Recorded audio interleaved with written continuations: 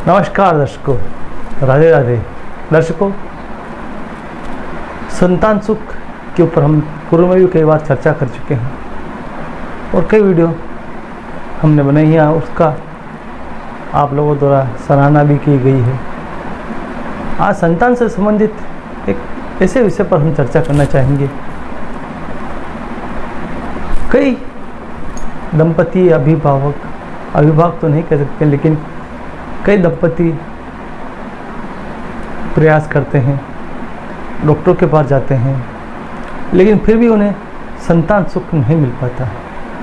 संतान सुख से वो वंचित रहते हैं। ज्योतिषियों के पास भी परामर्श लेने जाते हैं तो उसमें एक चीज़ सामने आती है, ग्रहों का दोष। पंचम भाव या पंचमेश पर कोई श्रापित प्रभाव, और वो प्रभाव उस संतान सुख से वंचित कर देता है। तो आज इन्हीं नवग्रहों के शापित प्रभाव के कारण जो संतान प्राप्ति में बाधा मिलती है, उस पर हम चर्चा करते हैं। दर्शकों, ये नवग्रह हमारे पूर्वजन्म के प्रारब्ध के अनुसार हमारी कुंडली में विराजित होते हैं,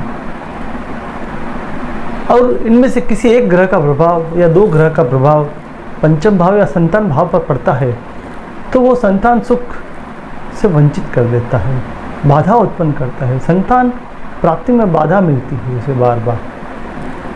इसी पर हम चर्चा करते हैं। तो दर्शकों, अगर पंचम भाव पर सूर्य से संबंधित बाधाएं उत्पन्न हो रही हैं, पंचमेश सूर्य के साथ है, पंचम भाव पर सूर्य बैठा हुआ है, या कुछ न कुछ पंचमेश को सूर्य ने अस्त कर रखा है, सूर्य के कारण बाधा आ रही है, तो कहीं न कहीं आप पूर्व जन्म में आपने पितरों का अपमान किया है, अपने बड़े बुजुर्गों का अपमान किया है, और इस कारण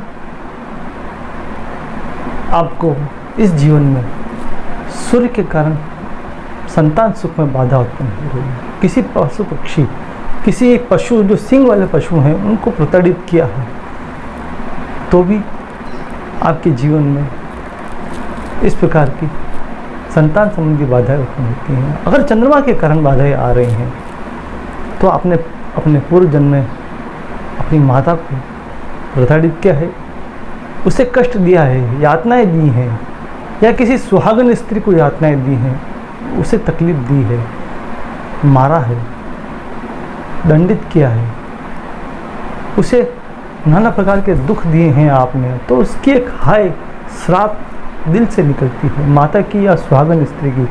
तो इस जन्म में आपको चंद्र के कारण संतान सुख में बाधा उत्पन्न होती है। अगर किसी अंडे वाले जानवर के आपने अंडे तोड़े हैं, मछलियों को परेशान किया, मछलियों को मारा है, किसी पक्षियों को अनायास ही परेशान किया है, उन्हें मारा है, कैद करके रखा है, या किसी छोटे बच्चियों को बेवजह आप परेशान करते हैं, रुलाते हैं, मारते हैं, निर्दोष होने पर भी उसे सजा देते हैं, तो इससे भगवान विष्णु रुष्ट होते हैं, और इससे बुद्ध के कारण संतान प्राप्ति में बाधा उत्पन्न होती है।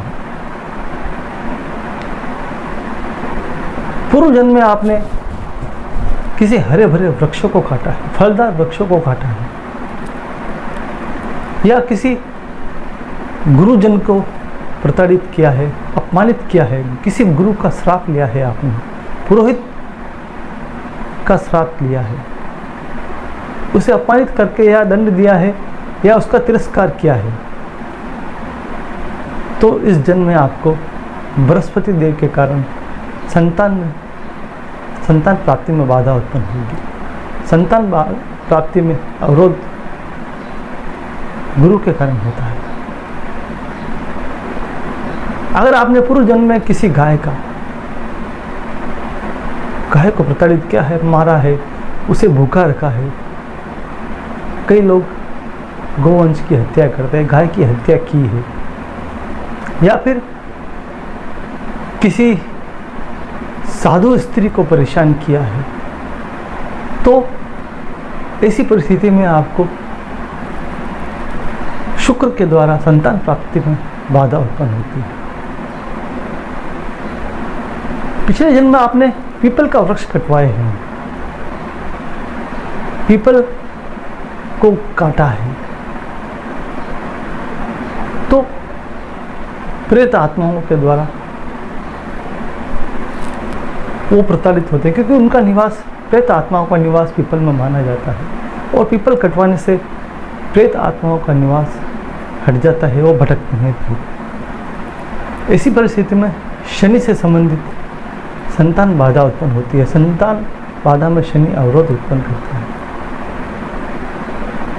शनि के कारण बार बार संतान प्राप्ति नहीं हो पाती है और आप परेशान होते हैं, क्योंकि शनि रुष्ट हो जाते हैं। अगर किसी पीपल को आपने कटवाया है, पीपल को उखाड़ के फेंक दिया है, तो शनि रुष्ट होते हैं और शनि के कारण संतान प्राप्ति नहीं हो पाती है।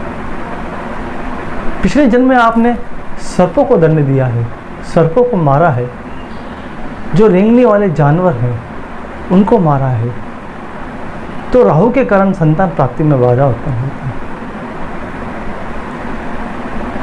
पिछले जन्म में आपने किसी किन्नर को परेशान किया है, किसी ब्राह्मण को बेवजह दंड दिया है, उसको ब्रह्म हत्या की है, ब्राह्मण की हत्या की है, उसे बेवजह मारा है, अपमान किया है, तिरस्कृत किया है,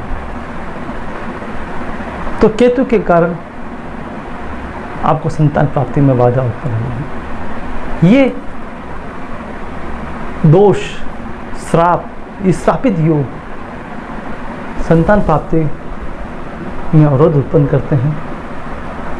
पति पत्नी में कोई दोष नहीं है, लेकिन फिर भी उनके संतान प्राप्ति नहीं हो पाती है, तो तुरंत आप किसी ज्योतिष से परामर्श लें और इस योग से, इस श्रापित योग से छुटकारा पाने का प्रयास करें, ताकि आपके जीवन में वंश वृद्धि हो, नन्ही किलकारी आपके आंगन में गूंजे। दर्शकों, एक नए विषय के साथ हम पुनः आपके सम्मुख प्रस्तुत होंगे। वीडियो पसंद आए तो लाइक जरूर कीजिएगा, सब्सक्राइब नहीं किया है तो चैनल को तुरंत सब्सक्राइब कीजिएगा। दर्शकों, जय श्री कृष्ण।